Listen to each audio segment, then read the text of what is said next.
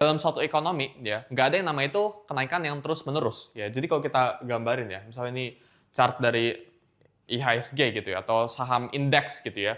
Ini kita ngomong indeks negara gitu. Ya. Indeks negara ini nggak mungkin selalu mengalami kenaikan kayak gini, sorry ya, nggak mungkin kayak gini terus. Tapi indeks suatu negara ya itu bisa mengalami yang namanya itu penurunan, penurunan, penurunan, penurunan gitu ya.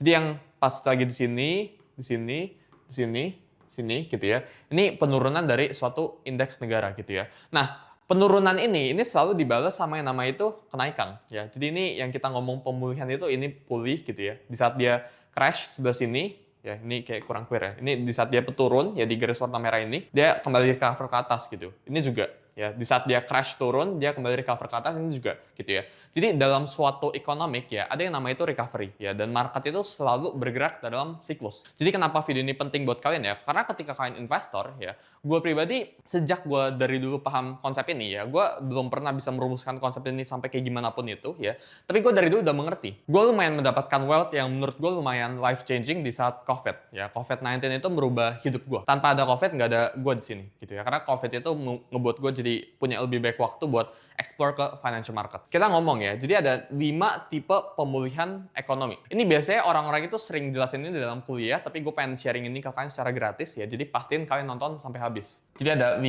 tipe pemulihan ekonomi. Gitu ya.